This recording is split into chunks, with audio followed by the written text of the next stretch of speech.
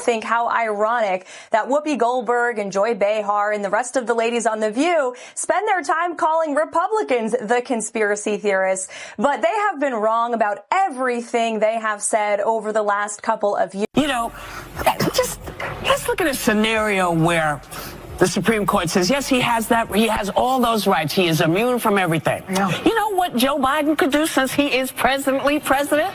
What? Whoa. He could throw every Republican in jail. Whoopi Goldberg built her empire on sarcasm, smug smirks, and shutting people down on live television. But after one courtroom showdown, she vanished, silently, quickly, and without fanfare. And the person who triggered that collapse? A 27-year-old conservative named Caroline Leavitt, who walked into court calm, walked out victorious, and walked straight into history. No one expected it. The media certainly didn't. The View's producers laughed it off. Whoopi rolled her eyes. Joy Behar mocked her on air. But Caroline saw what was coming, and she didn't need a media machine or celebrity lawyers. All she needed was the truth and receipts. ABC News President Kim Godwin saying in a statement, effective immediately, I am suspending Whoopi Goldberg for 2 weeks for her wrong and hurtful comments. While Whoopi has apologized, I've asked her to take time to reflect and learn about the impact of her comments. You know, when you're a certain age, you use words that you know from when you were a kid or you remember saying, and that's what I did today, and I shouldn't have. I should have thought about it a little longer before I said it, but I did. The moment Caroline exited that courthouse, everything shifted. Reporters shouted her name, but she stayed silent. She wasn't there for headlines. She was there to make a point, and she made it loud and clear without raising her voice once. The lawsuit that everyone thought was a publicity stunt, it was real.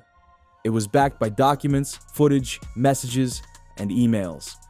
And it was devastating. This wasn't just a personal win. It was a public reckoning. The verdict didn't just say Whoopi was wrong.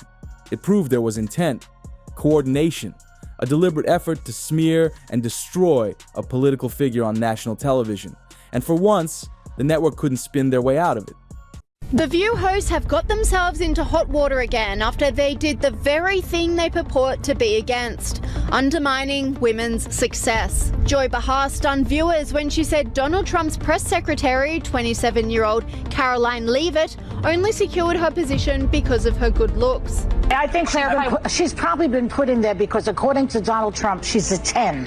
You know that's what it is. I want to be clear, though. It's not her first job. It was her first press briefing. She worked in the previous Trump administration. The comment was bizarre, especially coming from Joy Behar, who is as woke as they come and positions herself as a champion of feminism.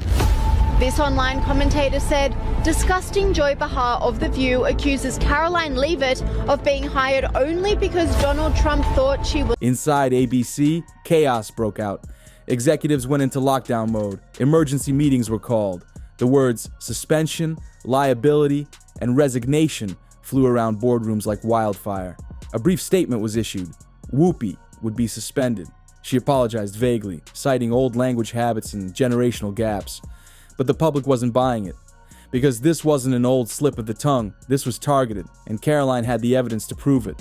The most divisive and disgusting speech that any president, certainly in my lifetime, has ever given. He essentially waged war on half of the country by saying that we are all a threat to democracy because we believe in putting America first. It's not radical to want to put your country and your own people first. It's not radical to want to have a strong border, a strong military, and to unleash the might of your own economy, not economies around the world. And the internet? It exploded. Social media lit up with clips of Caroline walking out of court like a political force of nature. No entourage, no gloating, just steady, unbothered strength. Hashtags like receipts matter and Ishkun True Thunders flooded timelines. Influencers posted side-by-side clips. Whoopi mocking the lawsuit one week and vanishing from The View's opening montage the next. Meanwhile, Caroline's calm press statement sent shockwaves through the media. This wasn't about revenge. This was about restoring accountability. And suddenly, the conversation changed. I don't care if he's pooped his pants. I don't care if he can't put a sentence together. Show me he can't do the job, And then I'll say, okay, maybe it's time to go. I'll relive it themselves. Turn on the television, girl. Where are you going? Where are you going? I'm leaving y'all. It wasn't just about Caroline anymore. It was about what The View and media platforms like it had become. Smug, scripted, and willing to ruin reputations for applause. And then Joy Bihar's quote resurfaced. I think she only got hired because Trump thinks she's a 10. A comment so casually sexist, so openly hypocritical, it turned The View's entire woke brand into a bad joke. Coming from someone who claims to fight for women, it exposed the rot inside the rhetoric. President Trump's life echoed the sentiment that President Trump is a threat to democracy. And if you're a deranged lunatic and you're mentally ill, you will believe that lie. And yes, you will take political violence like we have seen in 2 instances against President Trump. Last week, Tim Walz and Kamala Harris said that everyone who showed up to President Trump's rally at Madison Square Garden was a Nazi. That's despicable, dangerous, divisive rhetoric that is spewed by the Democrat Party every single day. Sponsors started pulling out. A major skincare brand quietly dropped the show overnight. Focus groups showed viewers were done. ABC's phones rang nonstop. Advertisers wanted out. Executives panicked. Interns deleted Slack messages. Producers deleted emails. HR opened audits. And behind it all, Caroline stayed quiet. No press tours, no media stunts, just steady legal moves and quiet strategy. Her team wasn't done. They filed a second motion, this time to unseal internal communications between producers and talent managers. If approved, it could prove even more coordination behind the scenes. That's when ABC realized they weren't just facing a lawsuit, they were facing exposure.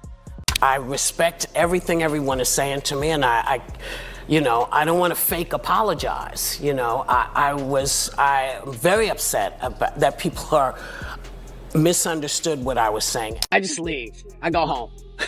I go home to my life, and I take care of my cat and do all the stuff I'm supposed to. And Whoopi, gone, disappeared. No new promos, no social media posts, no appearances. She'd become the invisible host. ABC insiders whispered about a health break, a strategy to exit quietly without admitting fault. But viewers weren't fooled. Online, former fans posted messages like, I watched The View for years. I didn't realize how fake it had become until now. One of those posts hit over 2 million views in under 24 hours. People weren't just upset, they were waking up. And Caroline? She wasn't finished. She launched a media accountability coalition, bringing together legal experts, former media guests, and even lawmakers to draft real protections against televised character assassinations. She didn't just want to win, she wanted to fix the system.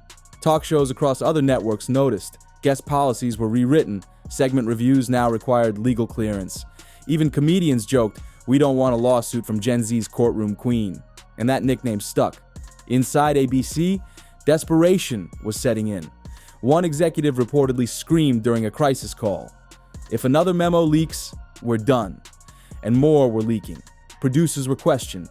Compliance teams launched reviews. One assistant director was even escorted off set after reportedly panicking during an interview review. And still, Caroline didn't blink. Her campaign office back home became a symbol. People brought flowers, flags, thank you signs.